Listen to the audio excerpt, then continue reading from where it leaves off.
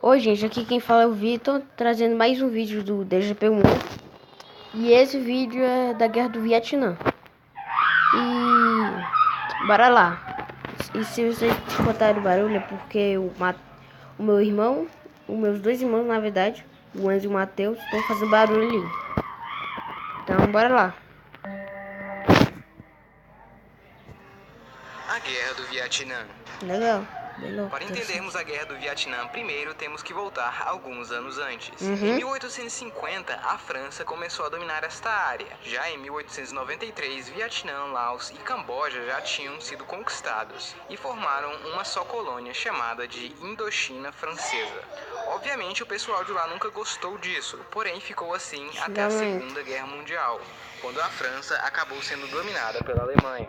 Durante a guerra, um grupo chamado de Viet Minh surgiu e eles buscavam a independência do Vietnã. No entanto, em setembro de 1940, logo após a derrota da França, o Japão invade e anexa esses territórios ao Império Japonês. Mas como todos sabem, o Japão perdeu a guerra. Com isso, Ho Chi Minh, o líder do Viet Minh, declarou independência da parte norte do Vietnã. Porém, os franceses queriam essas terras de volta, então eles tentaram dominá-los novamente. Isso acabou causando a Guerra da Indochina, onde no fim a França perdeu. Então, em Genebra, eles decidiram dar a independência a Laos, Camboja e Vietnã. No caso do Vietnã, ele foi temporariamente dividido em dois, o do Sul e o do Norte. Isso até serem feitas eleições para unificar o país.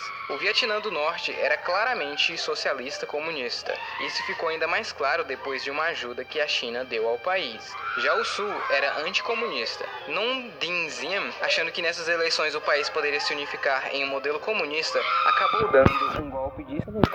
Cadê a cara do cara? Cadê a cara do cara? Mãe.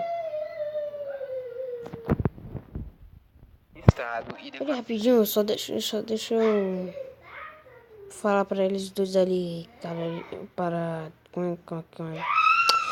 tô me enrolando todo. Enfim, vou pausar aqui pra mandar eles ficarem quietos.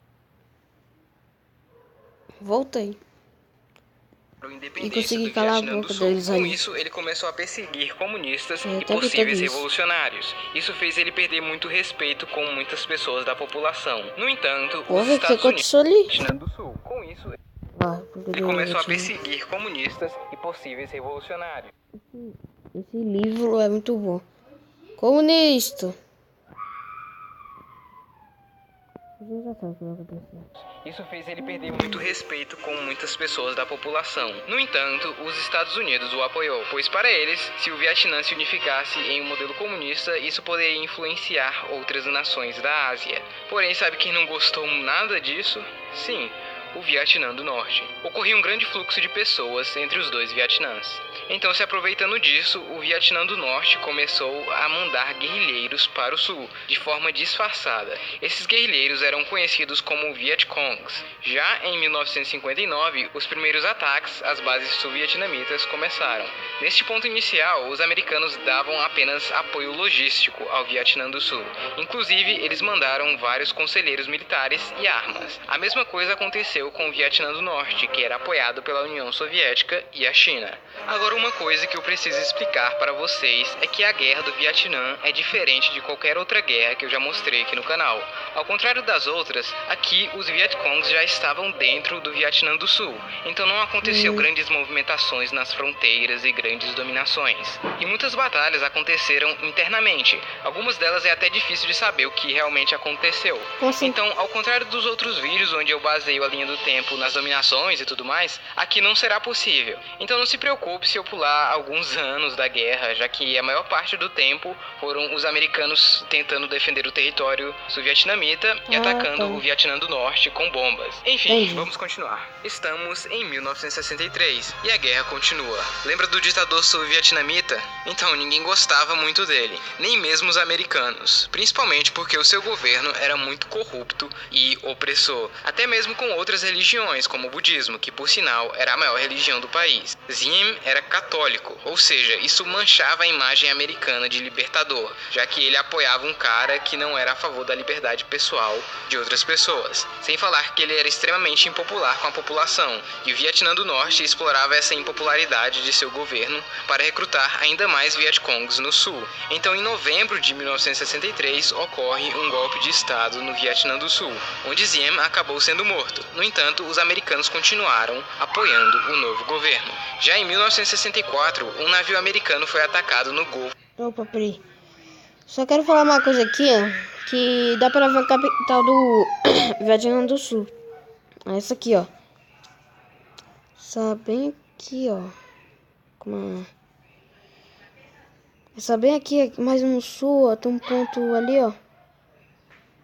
Esse aqui, ó. Deixa eu ver como é que dá zoom aqui. Olha, eu não sei como é que dá zoom, nós tá bem ali, ó. Depois eu falo.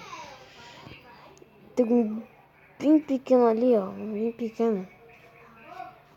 Enfim, vou parar de enrolação porque eu quero ver o vídeo. Vietnã do Sul, onde Diem acabou sendo morto. No entanto, os americanos continuaram apoiando o novo governo. Já em 1964, um navio americano foi atacado no Golfo de Tonkin por torpedos norte-vietnamitas. Com isso, os americanos ficaram p***s e começaram a mandar soldados para o Vietnã, entrando diretamente na guerra. Lembrando que os Estados Unidos não declararam guerra, apenas entraram. E algumas pessoas falam que esse ataque no Golfo de Tonkin foi uma mentira usada como desculpa de guerra. Os americanos entraram com tudo na guerra e começaram com a chamada Operação Rolling Thunder, que era basicamente uma série de ataques aéreos e bombardeios aos norte-vietnamitas, feitos para mostrar o poder militar dos Estados Unidos e assustar os norte-vietnamitas e os Vietcongs. O Vietnã do Norte tinha dominado algumas partes de Laos para ficar na fronteira com o Vietnã do Sul, e esses lugares eram alvos perfeitos para os americanos.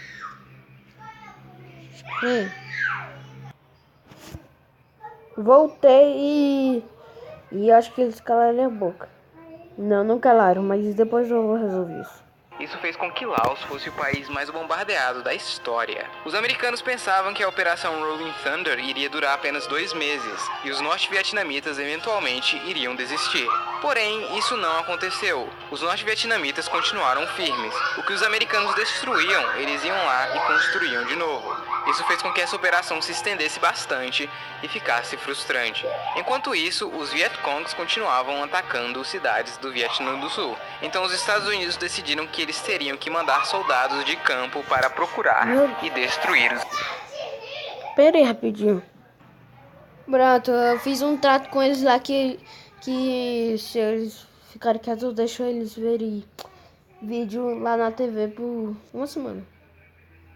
Vietcongs. Boa parte dos soldados americanos eram jovens. A idade média era de 19 anos. Eles usavam as melhores tecnologias da época, como helicópteros e armas. Porém, eles não conheciam a geografia local. O clima era muito quente e úmido, e chovia muito. As florestas eram densas e cheias de perigos, tanto armadilhas dos inimigos quanto perigos naturais, como o calor intenso, cobras e insetos. Isso mexeu muito com o psicológico dos soldados americanos. Muitos dos Vietcongs se escondiam nas florestas. Então os americanos começaram a usar armas químicas como napalm e o agente laranja, uma substância que destruiria a densa floresta vietnamita, revelando assim os esconderijos dos Vietcongs. Porém também armas químicas como napalm e o agente... Aqui o Jailson. Oi. Seu quarto. Vai lá, Matheus. Vai. Seu quarto. Ai, Matheus, vai, para. Sabe? Para. O que tu tá fazendo, Matheus? Para aí. Laranja, uma substância que destruiria a densa floresta vietnamita, revelando assim os esconderijos dos Vietcongs. Porém também causou vários problemas de saúde na população, por ser uma substância extremamente tóxica e cancerígena. Ainda hoje, muitas pessoas nascem com deformidades causadas por esse agente químico. Por outro lado, tinham os Vietcongs, que tinham suas armas Ô, russas tu e tá chinesas, pelado, você como sabe, a né? famosa AK-47, um chapéu de palha e um chinelinho, alguns Cadê tu, explosivos Anjo? e até bazucas. Mas eles tinham uma grande Não tava vantagem: pegando fogo, eles não. conheciam muito bem seu território. Então eles construíam Eita! emboscadas para pegar vários americanos de surpresa, enchiam os locais de minas terrestres e construíam armadilhas mortais nas florestas, como um chão falso cheio de espinhos. Sim, isso realmente existiu e pegou vários americanos de surpresa. Como os americanos Carlos atacavam as florestas com Ô, bombas Matheus. e agentes químicos, os Vietcongs começaram a construir vários túneis subterrâneos que se ligavam uns com os outros. Lá, eles poderiam se mover sem serem notados, cozinhar e até tratar ferimentos. Eles também tinham um grande apoio da população local e muitas vezes era impossível distinguir um Vietcong de um cidadão normal. Ué, Matheus, tu vai ficar lá. Ô, Matheus, fica quieto, cara. Tu vai ficar lá ou aqui? E bom, isso causou bastante problemas para os americanos, pois muitas vezes eles cometiam atrocidades com a população local atrás dos Vietcongs. Isso queimou ainda mais a imagem libertadora dos americanos, e a população passou cada vez mais a apoiar os Vietcongs e ser contra os americanos. O tempo passou e mais soldados foram mandados para o Vietnã para manter os territórios do sul e buscar e destruir os Vietcongs. Além dos americanos, outros países mandaram soldados também, como a Coreia do Sul, Tailândia, Austrália e Nova Zelândia. Os americanos achavam que podiam ganhar se eles mantessem os territórios e destruíssem os Vietcongs. E apesar de todas as dificuldades em enfrentá-los, eles até que estavam indo bem e pensavam que os Vietcongs estavam bem fracos. Porém, em 1968 começou a chamada Ofensiva do Tet, que basicamente foram grandes ondas de ataques feitos pelos Vietcongs em grandes cidades do Vietnã do Sul. Em muitas dessas cidades, os Vietcongs conseguiram ocupar o lugar. Isso assustou e desmoralizou o exército americano diante do mundo, já que tudo foi transmitido pela TV. Mesmo que no fim os americanos tivessem pego muitas dessas cidades de volta, isso não levou muito bem na sua imagem de superpotência, principalmente em propaganda. Neste ponto da guerra, muitos cidadãos americanos questionavam a necessidade desta guerra, já que muitos de seus familiares estavam morrendo no Vietnã. Além disso, várias imagens de ataques químicos e das atrocidades cometidas pelos americanos chegaram aos cidadãos.